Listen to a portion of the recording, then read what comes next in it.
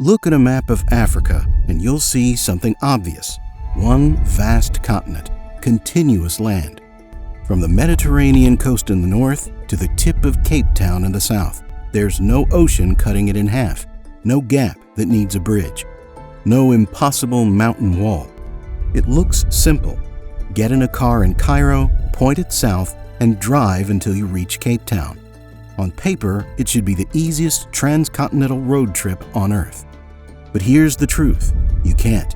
Not because it's too far, not because your car would run out of gas, but because Africa is stitched together with invisible obstacles. Roads that dissolve into rivers of mud, highways buried by desert sand, borders sealed shut for decades, checkpoints so suffocating that every crossing becomes a test of patience, money, and luck. This is the story why one of the simplest drives in theory is nearly impossible in reality, and why, for over a century, the dream of a road from North Africa to South Africa has remained just that, a dream. The dream of a road across Africa is older than most of the nations on the continent. It begins not with Africans, but with empires. In the late 19th century, at the height of European colonialism, Britain dreamed of connecting its possessions with a single road, the Cape to Cairo Highway. On British maps, it appeared as a bold red line, slicing down Africa like a spinal cord.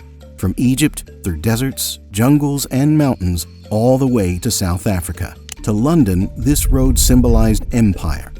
Proof that Britain controlled Africa from north to south, from sea to sea. But reality crushed the fantasy. The Sahara was too vast, Central Africa too wild, Southern Africa too rugged.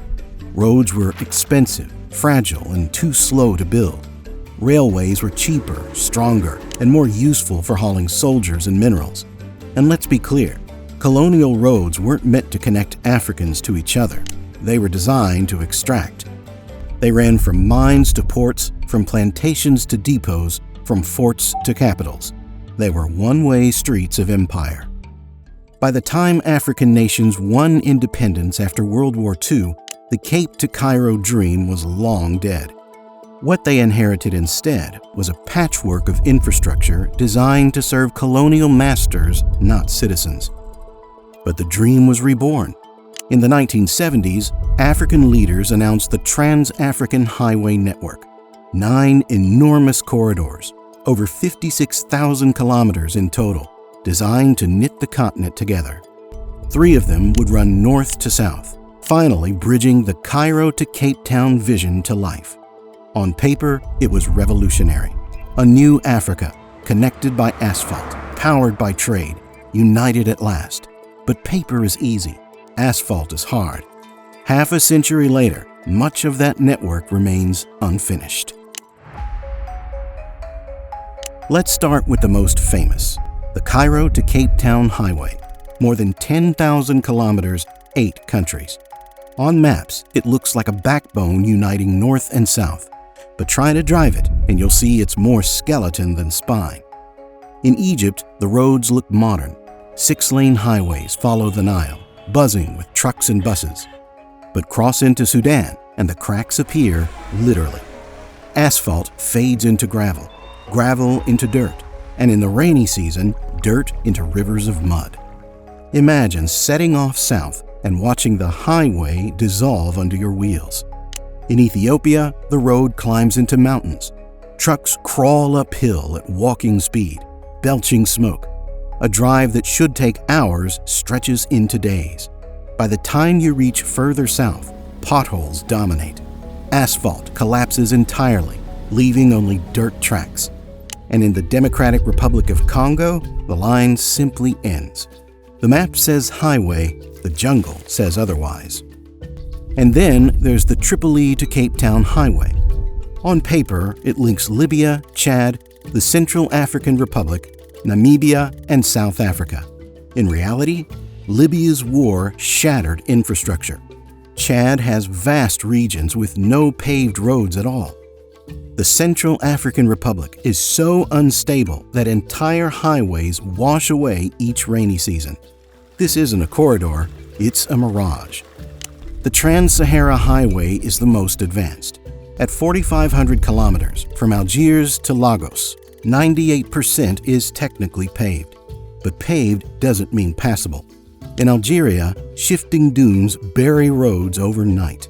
In Niger, cracked asphalt turns to gravel. Fuel stations are hundreds of kilometers apart, so drivers strap barrels of gasoline to their rigs just to survive. Imagine your fuel gauge ticking down while a sandstorm swallows the horizon and the next town is 2 days away. This is Africa's paradox. The highways exist in treaties, in speeches, in maps, but on the ground, they vanish. Why is it so hard to build a road across Africa? Because Africa doesn't just resist roads, it destroys them. Take the Sahara, bigger than the United States, an ocean of sand and stone stretching from the Atlantic to the Red Sea. Asphalt softens in the blistering heat, cracks in freezing nights, and is swallowed by dunes that march with the wind. Roads vanish here, not in decades, but in hours. Head south and the problem flips. Rain replaces sand. The equatorial rainforest is one of the wettest regions on Earth. Rain hammers down for months, dissolving dirt into rivers of mud. Trucks sink axle deep, abandoned until the dry season. Bridges collapse in floods. Even paved highways rot quickly under the constant assault of water. Then there are the mountains. Ethiopia, Rwanda, Uganda. Beautiful, yes, but roads here cling to cliffs, snake through switchbacks, and collapse in landslides. A single storm can erase weeks of work. Imagine crawling uphill at walking speed, trapped behind overloaded trucks, knowing one wrong turn means plunging into a gorge. And beyond sand, rain, and rock is size. Africa is vast, bigger than the US, China, India, and most of Europe combined. Every kilometer of road costs millions. Every kilometer must be defended against deserts, floods, and landscapes. Roads here aren't just expensive, they're fragile. Now picture being a government already drowning in debt. You build one stretch, then the desert reclaims it. The rainforest rots it. The mountains collapse it. The bill comes again, and the money's gone. The road vanishes back into wilderness. That's why Africa's highways fail. Not because they can't be built, but because they can't be kept. But let's imagine for a moment that the roads were built, that the asphalt held. You would still face another obstacle: borders. Africa has more than 50 borders. Many of their borders were drawn in European boardrooms with little regard for geography or people. They cut across rivers, tribes, and trade routes. Instead of connecting, they divide. Take Morocco and Algeria. Their border has been sealed since 1994. Highways connect the two countries, but they are cut off by politics. A line on the map has become a wall in the desert. In Central Africa, rebel groups control stretches of highway. They turn roads into toll booths of war, where a journey can end at the barrel of a gun. In the Horn of Africa, Ethiopia and Eritrea fought a brutal war that sealed their border for nearly 2 decades. Families were split, villages cut off, roads ending in fences. Even after a peace deal in 2018, most crossings closed again within months. Even in regions where borders are technically open, bureaucracy makes them choke points. In West Africa, a truck traveling from Lagos to Yaoundé can face 30 checkpoints in 1,000 kilometers.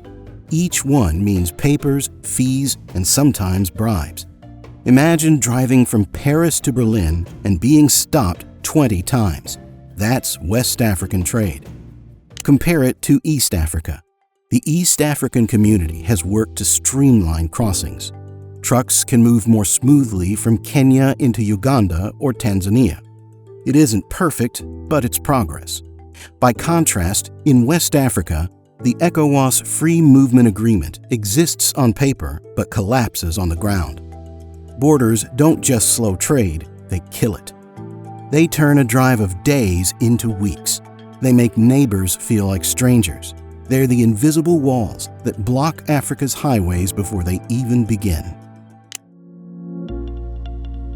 Every broken road has a price, and the cost is staggering.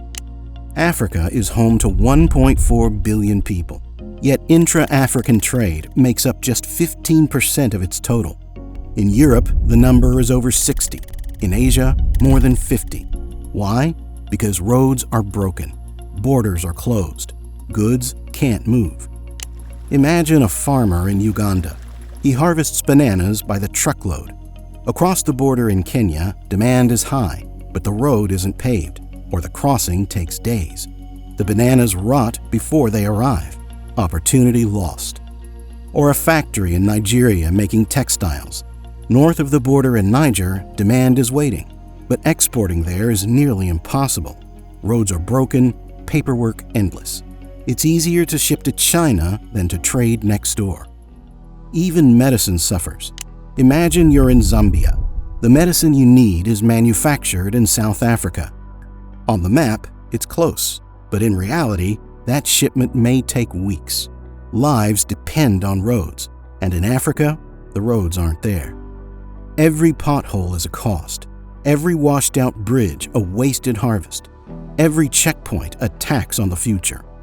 The absence of highways is one of the greatest hidden obstacles holding back the fastest-growing continent on Earth. And yet, the dream isn't dead. Progress is happening, slowly, unevenly, but happening. China has poured billions into infrastructure through the Belt and Road Initiative. In Kenya, the Nairobi Expressway cuts travel times through the capital. In Nigeria, the Lagos-Kano corridor is being rebuilt. In Ethiopia, expressways link Addis Ababa with the wider region.